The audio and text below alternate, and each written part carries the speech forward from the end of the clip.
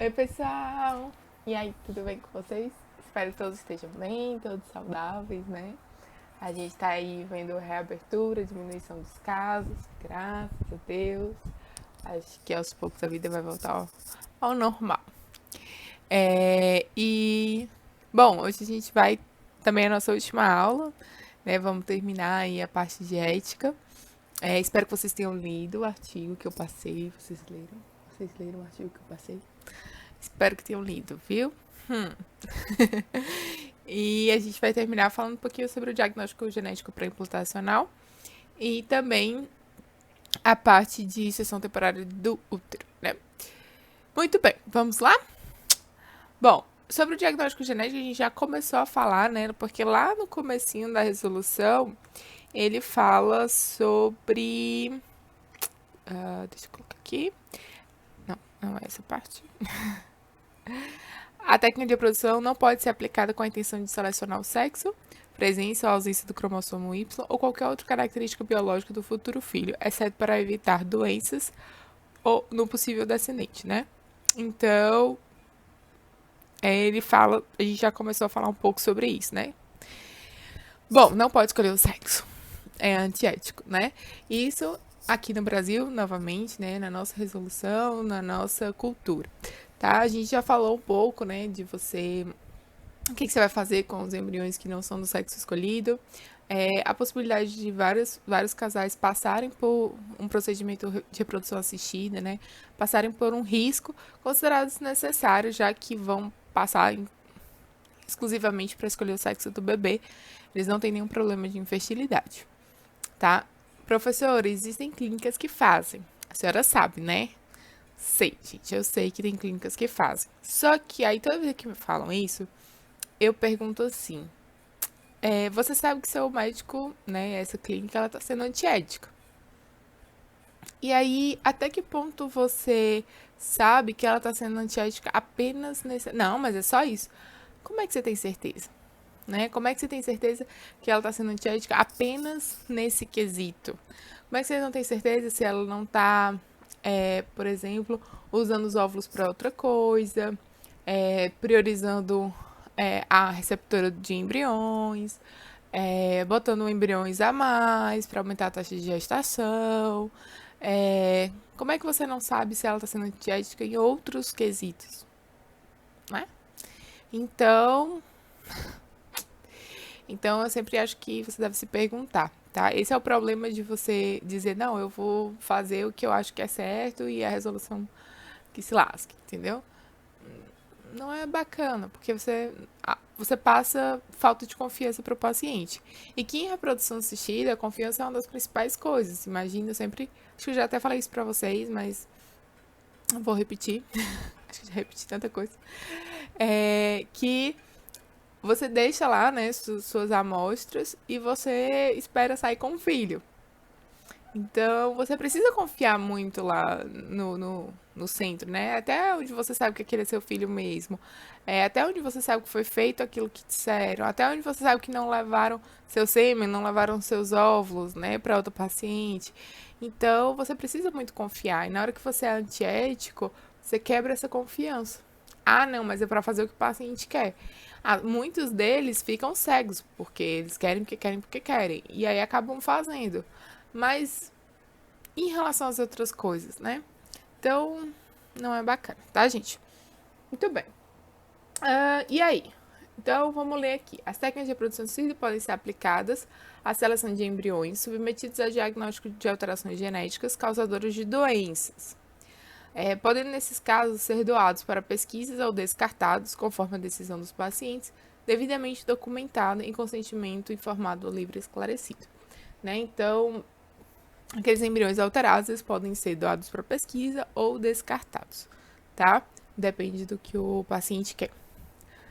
E é possível, sim, fazer o PGD, né?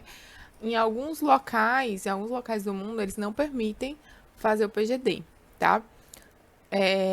Isso é uma discussão bem ampla, né? Assim, até que ponto você pode ir, até que ponto você pode escolher. E aí eu lembro que eu falei pra vocês sobre a questão nos Estados Unidos, você tem como escolher QI, você tem como ver predisposição para esportes, outras doenças, né?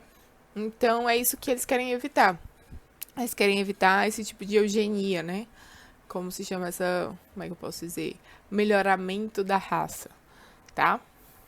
Ah, uma coisa que o pessoal pergunta muito também é se a reprodução assistida, se fosse liberado o sexo, ou a reprodução assistida como um todo, ela chega a ter um impacto, é, como é que eu posso dizer? Ou se eu acredito, né, enfim, que possa ter esse impacto, epidemiológico, falando. Então, por exemplo, se nascem mais homens ou mais mulheres por reprodução assistida, e se existem mais homens ou mulheres por causa da reprodução assistida. Bom, hoje em dia a gente não vê esse impacto epidemiológico, tá? Porque é muito pequena a população que nasce por reprodução assistida em relação à população natural, né? Professora, a senhora acha que isso pode acontecer? Pode vir a ter esse impacto? E é por isso que eles também condenam esse tipo de atitude? Sim. Na hora que você libera para poder fazer meio que tipo assim, porque quer, né, sem nenhum problema de fertilidade, pode ser que, e para escolher outras coisas, pode ser que várias pessoas comecem a procurar. Isso também vai baratear o tratamento, né, o fato de ter uma população maior procurando. Então, barateia o procedimento, e aí mais pessoas vão ter acesso, e aí sim isso pode ter um impacto epidemiológico, digamos assim, né, na população como um todo. Mas hoje isso ainda é muito pequeno, né? A quantidade de pessoas é muito pequena. Professora, a senhora acredita que possa vir a ter um gataca, né? Acho que vocês assistiram a aula passada. De tipo assim, só ter por reprodução, ou você querer muito ter por reprodução e as pessoas naturais serem a minoria? Não. Gente, eu acredito muito pouco nisso, porque é muito instintivo, o sexo é muito instintivo. Então, hoje a gente tem. É só, pronto.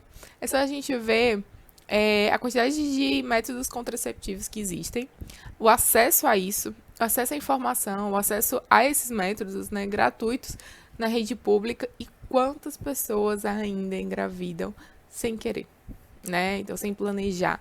Não vou dizer nem sem querer, porque esse querer aí é meio dúbio para algumas pessoas, tá, gente? Mas sem planejar. Então, eu acho que sempre vai nascer gente sem planejamento, né? Sem reprodução assistida, tá? Claro que, enfim, com muitos anos, e se você tiver aí essa questão da eugenia, pode ser. O que eu não sei se vocês assistiram lá no Netflix, enfim, toda uma filosofia, né, gente? Daqui a pouco eu volto, tá? É, mas vocês assistiram lá o que eu pedi pra vocês assistirem no Netflix sobre o CRISPR utilizado em reprodução? Vocês já assistiram? Se não tiver assistido, assista, é muito legal. DNA Projetado, o nome do episódio da série explicando do Netflix. Sim, o que eu ia dizer? Muito bem. Que eu pode. O que que acontece? Peraí que eu tenho que lembrar. Lembrei o que eu queria dizer. Bom, era o que eu tava falando aí. Ele fala lá que o problema, na verdade, que o que provavelmente vai existir se você liberar esse tipo de alteração, esse tipo de manipulação em embriões, é que vai aumentar a desigualdade. Porque as pessoas que vão ter acesso ao tratamento de reprodução assistida provavelmente vão ser pessoas com maior condição financeira. E aí essas pessoas vão ter filhos que vão ser melhores, né? Vão saber já meio que para que nasceram, quais são as propensões dele, vão ser mais estimulados àquilo, e aí vão ter chance de ser melhores atletas, ganhar mais dinheiro, e vão ter filhos melhores. Então, aquele, né, como é que eu posso dizer, o questionamento que ele traz é que provavelmente, se você tiver esse tipo de manipulação, você vai ter uma diferença maior. Então, as pessoas mais ricas vão tender cada vez mais a ficar mais ricas, e as pessoas mais pobres vão tender cada vez mais a ficar mais pobres, porque elas não vão ter como competir com uma pessoa que teve um melhoramento genético, digamos assim, tá? Muito bem, vamos continuar. Muito bem, as técnicas de reprodução assistida também podem ser utilizadas para a tipagem do HLA do embrião no intuito de selecionar HLA compatível com o irmão já afetado pela doença e cujo tratamento efetivo seja o transplante de células-tronco, de acordo com a legislação vigente, tá? Nesse caso, eles consideram a doença do irmão e não a doença do próprio descendente, né? É bem bacana quando você pensa em geral, mas se você pensar por que eles não deixam os outros, você pensa que são embriões que podem ser normais e que vão ser descartados porque não são o mesmo HLA do irmão, né? Então, tem um questionamento aí, tá? Me digam se vocês concordam ou não com isso. Mas é bem bacana, já que a pessoa ia ter aleatoriamente, né? É bem comum quando você tem, por exemplo, um filho com leucemia, você ter outro filho aleatório para tentar a possibilidade de esse irmão salvar, né? Seu irmão salvador. Acho que eles têm uma nomenclatura tipo isso para dizer. E quando você usa reprodução assistida, não, você tem certeza que esse irmão vai salvar o outro, tá? Muito bem. Professora, pode usar as células tronco do embrião? Não, tem que esperar a criança nascer e tirar as células tronco lá do cordão umbilical, enfim. Certo? E da outra criança. Bom, o tempo máximo de desenvolvimento de embriões in vitro será de 14 dias, tá? Isso é uma questão muito mais para evitar que a pessoa tente fazer bebês literalmente de proveta, né? Você tentar e fazer gestações in vitro, tá? Então, né, o máximo que você pode fazer são 14 dias, tá? Professora, 14 dias, mas o embrião geralmente ele tem 5 dias até blastocisto, a senhora falou que ele precisa nidar. Realmente, é verdade. Só que você pode considerar, se você fizer MIV, né, que é quando você amadurece os óvulos in vitro, ele vai precisar de mais dias antes do óvulo maduro. Então, aí você pode considerar esses 7 dias anteriores, tá? E tem alguns embriões que chegam a blastocisto em D7 também. Mas geralmente são embriões bem ruinzinhos, certo? Então deu pra entender por que 14 dias, né? E por que eles determinam. Lembrando que, professor, por que eles colocam isso? Não é meio óbvio? Gente, quando não tem especificado na resolução, significa o quê? Que pode fazer tudo. Então, por isso que algumas coisas, apesar de parecerem óbvias, elas têm que estar escrita que pode ou que não pode, tá? Porque quando não tem escrito, é da cabeça da pessoa, tá? Você deixa margem, né? Brechas aí. Muito bem, acho que sobre diagnóstico genético pré-implantacional foi isso. Enfim, existem locais que são mais restritivos do que o Brasil, que não deixam, por exemplo, nenhum tipo de diagnóstico genético pré-implantacional. E já tem locais que são bem mais abertos, onde deixam escolher o sexo ou escolher por qualquer coisa, tá? Então depende muito da legislação vigente. Certo? Muito bem. Vamos sobre a gestão. Sobre a gestação de substituição, cessão temporária do útero. A ex-famosa barriga de aluguel, tá? A partir de hoje vocês não vão mais chamar de barriga de aluguel, porque barriga de aluguel você sempre tem a impressão que você vai pagar para usar aquele local, né? No caso, a barriga da pessoa, né? Então você estaria pagando para alugar lá a barriga, o útero da pessoa. E a gente sabe que no Brasil não é permitido pagar. Então, você não pode chamar de barriga de aluguel, tá? Por isso, acaba sendo um nome não exatamente pejorativo, mas... como é que hoje em dia tá na moda dizer, gente? Meu Deus, hoje eu tô esquecendo mais do que nunca as palavras, né? Mas eu sempre esqueço bem. Bom, daqui a pouco eu lembro e eu digo pra vocês. Impróprio. Não é impróprio. Politicamente incorreto. Era essa a palavra que eu queria. Muito bem. Politicamente incorreto chamar de barriga de aluguel. Vocês vão agora, sessão temporária do útero. É o nome mais bonitinho e correto. Certo? As clínicas centro ou serviços de reprodução assistida podem usar as técnicas de reprodução assistida para criarem a situação identificada como gestação de substituição, desde que exista um problema médico que impeça ou contraindique a gestação na doadora genética, em união homoafetiva ou pessoa solteira. Muito bem.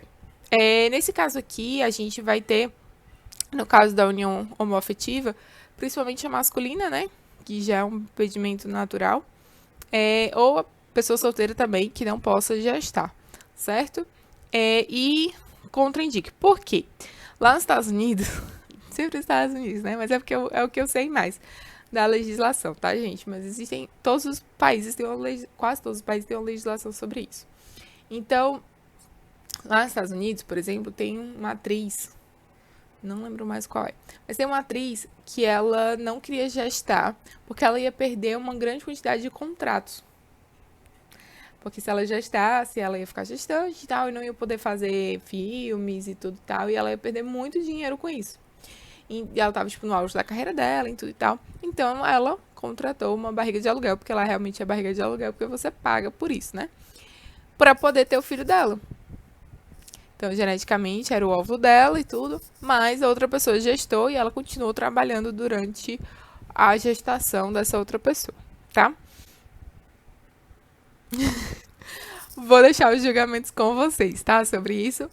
Mas lá é permitido. Aqui no Brasil isso não é permitido, porque ela não tinha nenhum problema. Já existem algumas mulheres que elas têm, sim, alguns problemas, por exemplo, não ter útero.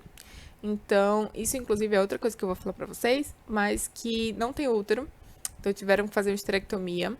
É o principal problema que levaria a uma gestação de substituição, né? É... que mais? Por exemplo, ela pode ter eclâmpsia. Então, ela teve uma primeira gravidez, teve pré-eclâmpsia, teve eclâmpsia grave. E aí, o risco dela ter uma nova gestação é muito alto. Ela pode pedir uma é, gestação de substituição, tá? Mas ela tem que ter alguma coisa que envolva risco para ela, para o bebê, ou realmente algum impedimento grave. Ah, porque eu não gosto da cicatriz da cesárea. Não é impedimento, certo? Ah, é porque eu vou criar estria se eu engravidar. Eu posso criar varizes. Não é impedimento, tá? Isso não é impedimento. Pra mim é. Não. Pra resolução do conselho não é, tá? Então vai ter lá nos Estados Unidos que você paga lá e você pode tudo, certo? Aqui isso não é considerado impedimento, certo, gente? Só pra vocês terem noção o que é impedimento e o que não é. Muito bem. Acidente temporário do útero deve pertencer à família de um dos parceiros em parentesco consanguíneo até o quarto grau. A gente viu que na resolução, né, passada era até o segundo grau, hoje já é até quarto grau. Então, pode ser mãe, filha, tia, avó, irmã ou até prima, tá? Demais casos estão sujeitos à autorização do Conselho Regional de Medicina. Por que que aumentaram isso? Primeiro porque as famílias estão cada vez menores, né? Então, existiam algumas famílias que eram impossíveis.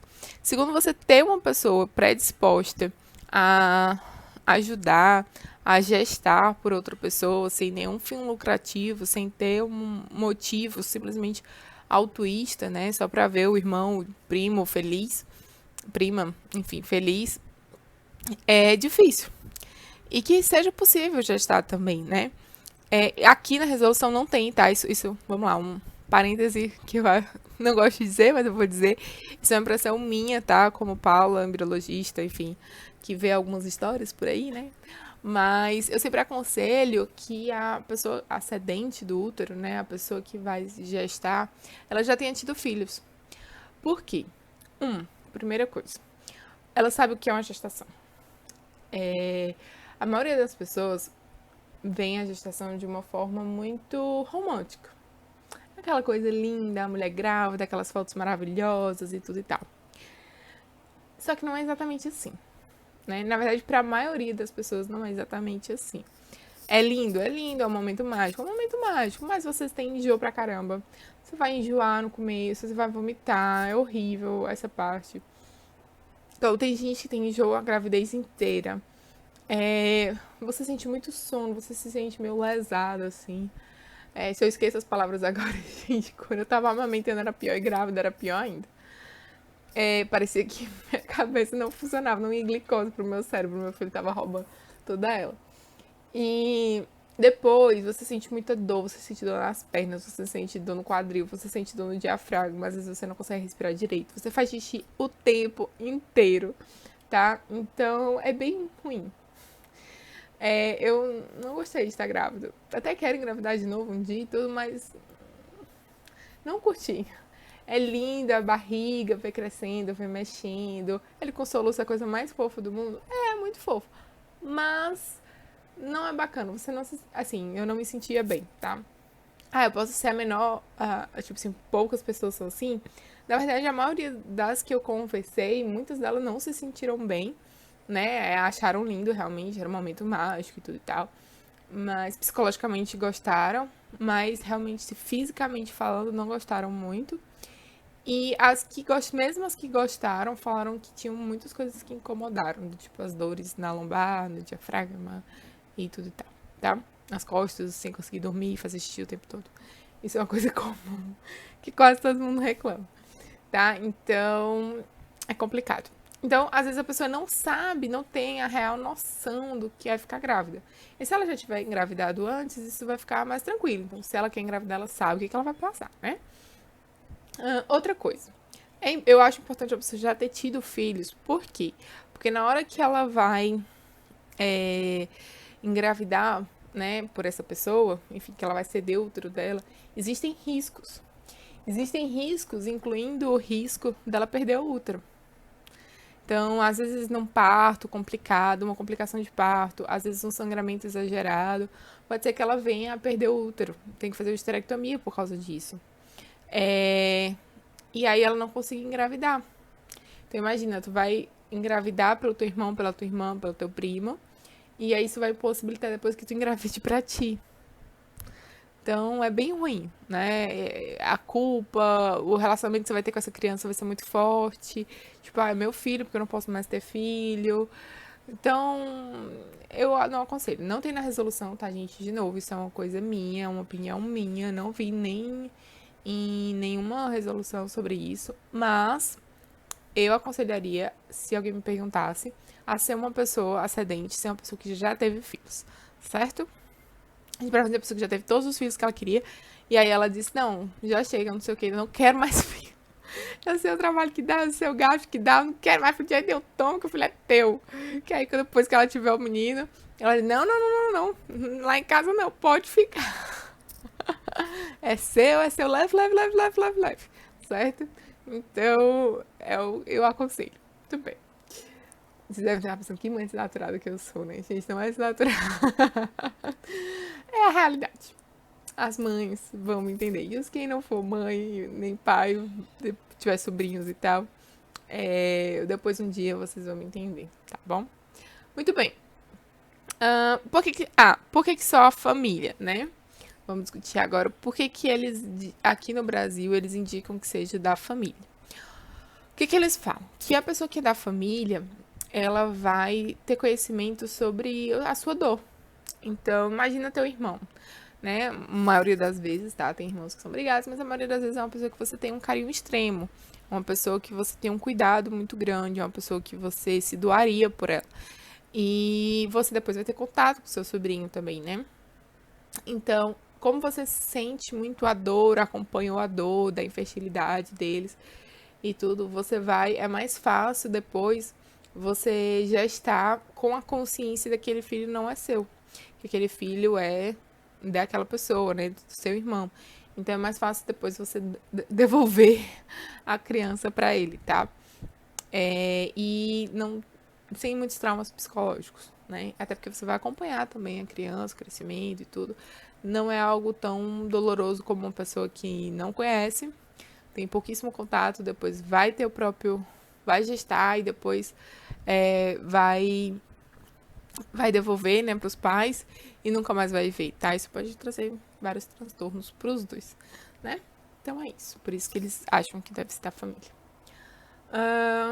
A sessão temporária do útero não poderá ter caráter lucrativo ou comercial.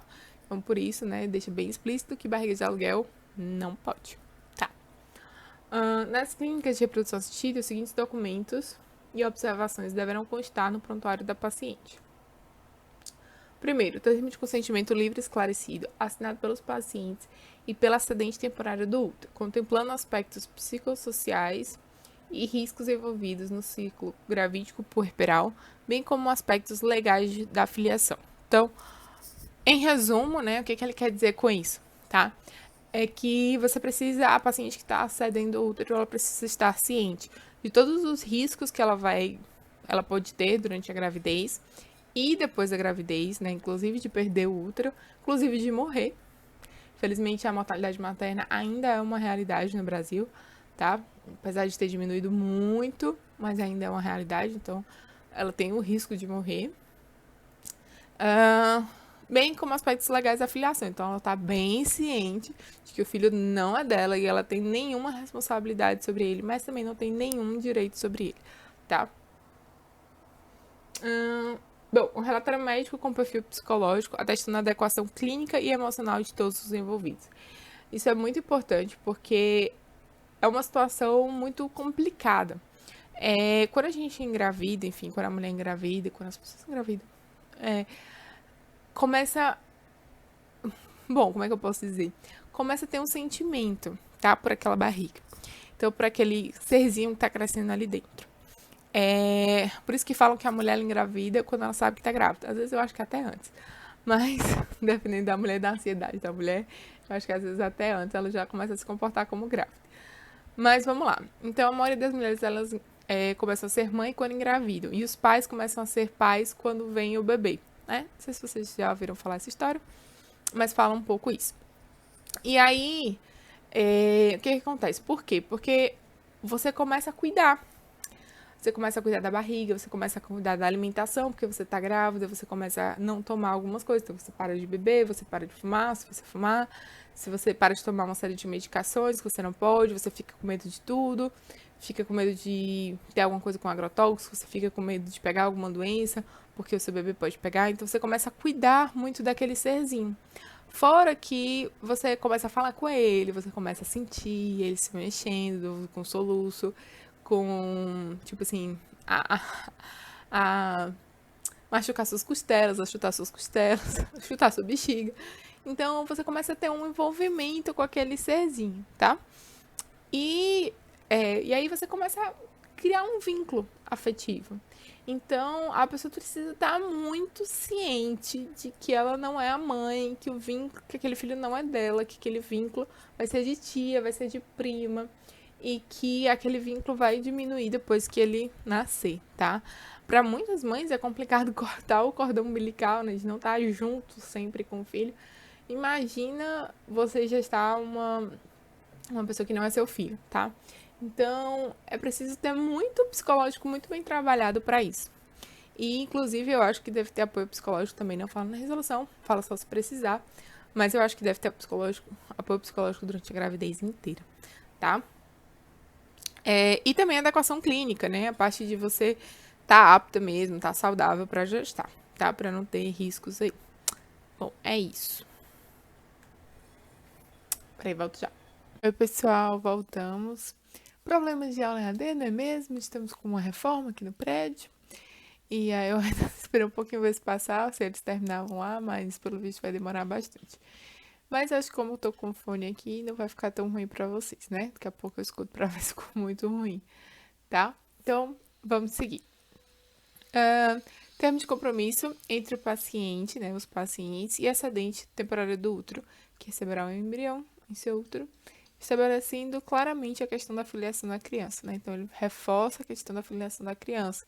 Essa criança que você está carregando não é seu filho, é seu sobrinho, seu primo, mas ele não é seu filho. Filho é de quem gerou, digamos assim, né, dos pais genéticos daqueles que fizeram um embrião, tá? Como quiser chamar. Acho que essa parte não tem muita confusão. Compromisso por parte dos pacientes contratantes do serviço de reprodução assistida de tratamento e acompanhamento médico, inclusive por equipes multidisciplinares, ou seja, enfermeira, fisioterapeuta, psicólogo, né? Se necessário, a mãe que cederá temporariamente o útero até o puerpério. O que isso acontece?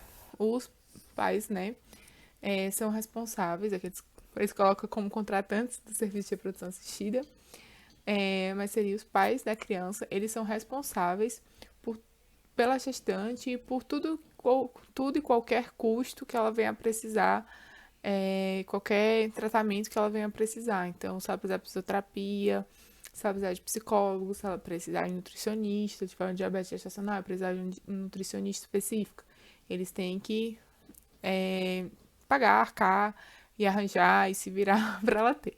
Enfim, eles que são os responsáveis, tá? Mas eu acho que isso, na teoria, é muito claro e óbvio, né? Mas a pessoa já tá fazendo aquilo por boa vontade, é no mínimo os pais cuidarem dessa gestação, né? Mas é importante ter, né? Compromisso do registro civil da criança pelos pacientes, pai, mãe ou pais genéticos, devendo estar documentação ser providenciada durante a gravidez. Então, o menino ele é registrado, a menina, enfim, a criança, ela ainda é registrada durante a gravidez para deixar clara a filiação, né? Até para a mulher não fugir com essa criança perto de tê-la, tá? Esse é o que acho que é a única coisa que é mais, digamos assim, controverso ou mais debatido, né? A aprovação do cônjuge ou companheiro apresentada por escrito se excedente temporário do outro for casada ou viver em união estável. Bom, vamos colocar os dois lados aí da moeda, né? Um lado é de que esse companheiro, se ela for casada, ele vai participar dessa gestação, né? Então, ele vai. Primeiro ele precisa estar ciente que ela vai engravidar de outra pessoa, né? Ela vai gestar uma criança de outras pessoas. Então, ele não é o pai dessa criança. Primeiro detalhe. Outro detalhe, ele vai participar da gestação, então a mulher dele vai ficar enjoada, a mulher dele vai ficar chateada, a mulher dele vai ficar impossibilitada de fazer algumas coisas. E ele precisa estar ciente disso, né? E concordar com isso. Esse é um lado da moeda. Qual é o outro lado da moeda? É que parece que se essa mulher for casada, ela não tem autonomia suficiente para dizer o que ela quer fazer no corpo dela, né? O outro lado da moeda é que parece que ela só pode, e aqui ele fala que sim, só pode, ela só pode decidir gestar se o marido concordar e assinar o termo de consentimento. Só que hoje a gente já né? Acho que até a nossa sociedade já tá bem evoluída nesse aspecto. A mulher ela é dona do corpo dela, dos direitos dela, da vida dela. E se o marido não aceitar, é ele que decide se quer ir embora, né? Mas ele não pode impedir ela de gestar, dela fazer o que ela quiser, dela ceder o útero dela, entendeu? E aí, mas então separa e depois ela vai ceder o útero dela. Mas uma separação, principalmente se for litigiosa, dura muitos anos, né? Então, até que ponto essa resolução ainda é arcaica nesse sentido, né? De coibir, né, essa mulher de fazer o que ela quiser, tá? Se ela for uma mulher casada, né? Fora que a união estável é uma coisa complexa, então, enfim. O cara pode entrar na justiça, tem tanta coisa aí que pode acontecer, né? Então, esses são os dois lados, assim, que eu vejo e que eu já vi. É que, de um lado, ele fala muito que esse marido ele tem que participar, ele vai participar, esse parceiro. E o outro lado é que a mulher pode fazer o que ela quiser, ela não precisa da autorização do marido pra nada, na teoria, né? Mas, sim, de acordo com a resolução, ela precisa sim, tá? Muito bem. Bom, um dos últimos tópicos, né? Reprodução assistida pós-mortem. Como é a reprodução assistida pós-mortem? O que significa isso? É que a pessoa já faleceu e você vai ter um filho do sêmen, enfim, do sêmen, é, como é? Do sêmen, do embrião, do óvulo dessa pessoa, tá? Só que ela precisa deixar por escrito. Vamos ler melhor. É permitida a reprodução assistida pós-mortem, desde que haja autorização prévia específica do falecido para o uso do material biológico criopreservado, de acordo com a legislação vigente. Acho que eu até contei para vocês que teve uma mulher que entrou na justiça para poder utilizar, porque o marido não tinha deixado essa carta e para poder utilizar. E aí, quando ela passou 10 anos para tentar utilizar, quando ela foi utilizar, ela já estava muito mais velha. E aí não conseguiu ter óvulo suficiente para poder utilizar esse sêmen. Mas é uma coisa muito complexa, né? E aí tem as questões de filiação, né? O último parecer que eu vi falava que se foi concebido depois da pessoa falecida, ela não tem mais direito à herança, né? A partilha da herança. Que a herança ela é para os filhos vivos naquele momento, tá? Que a pessoa morreu. Mas existe também isso, assim, a questão da filiação, do direito à herança, então, até dos irmãos mesmo, né? É, se a mulher for separada, enfim, quando eu começo a pensar, a gente tem tantas possibilidades nesses casos que é complicado. Mas o que pode fazer? Pode fazer, contanto que tenha deixado por escrito que dá àquela pessoa o direito sobre os óvulos, os embriões dela. Se não der, não pode utilizar, tá? Aí você tem que entrar com o conselho, com a justiça, enfim, para poder tentar utilizar. Ah, disposição final: casos de exceção não previstos nessa resolução dependerão da autorização do Conselho Regional de Medicina, da jurisdição e em grau recursual do Conselho Federal de Medicina. Em resumo, qualquer outra coisa que não tenha escrito aqui ou qualquer contestação ao que está escrito, né? Por exemplo, sobre seção de útero, nem cheguei a falar. Tem algumas pessoas que pedem para ser uma amiga, que tem uma família tão reduzida, ou que não conhece, ou os pais já morreram, enfim, que só não tem irmãos, os pais eram filhos únicos, não tem primos, e ela precisa de um acidente de útero, e aí ela pede pra ser uma amiga que foi criada como irmã, enfim, tudo e tal, e quer que ela seja cedente. Isso tem que ser entrado no conselho, tá? Porque o conselho libera pra parentes, né, familiares de sangue, certo? Então, eles pedem pra entrar no conselho. Porque existem, sim, essas pessoas que não têm uma família muito grande, praticamente não tem família. Ou que tem uma família que, sei lá, a mãe dela, os pais dela viajaram, se mudaram e ela não vê a família. Em compensação, tem uma amiga muito próxima, né? Que pode ser. Bom, nesses casos, entra no conselho, tá? Beijo no coração de todo mundo. Espero que vocês tenham gostado. A gente não teve tantos casos assim, mas ela acho que ficou até um pouquinho menor, tá? E aí a gente vai discutir o restante lá no Meet. E também vocês tirarem as dúvidas. Boa prova a todo mundo. Eu gostei muito de ter dado aula pra vocês, mesmo que online. Eu fiquei um pouco triste porque eu acabei não conhecendo tanto vocês, né? Às vezes na aula de produção, como a gente pode discutir mais e tudo, acaba sendo uma turma que eu fico muito próximo. Mas devido a tudo isso, esse distanciamento social, literalmente, eu acabei não ficando tão próxima de vocês, né, como eu gostaria. Mas espero que vocês tenham gostado, espero que vocês tenham aprendido, espero que quem... Eu vou até fazer essa pergunta, espero que vocês me respondam. Mas quem queria reprodução tenha tirado a dúvida se é isso que gosta, se é isso que ama, se é isso que quer fazer. Quem não tem, quem não tinha muito essa dúvida, pode ter se apaixonado ou então desistido, ou ter visto que não era isso, né? E espero que quem fez a cadeira só por fazer, só para conhecer, tenha gostado, tenha aprendido bastante coisa, tenha rido um pouquinho dos meus causos, tá bom? E que vocês possam também tirar a dúvida de muita gente, porque esse é um tema que muita gente tem dúvida ainda, tá? Muitos mitos também, muitas coisas erradas, que vocês possam ajudar aí quem vocês conhecerem, tá bom? Beijo no coração de todo mundo. Tchau!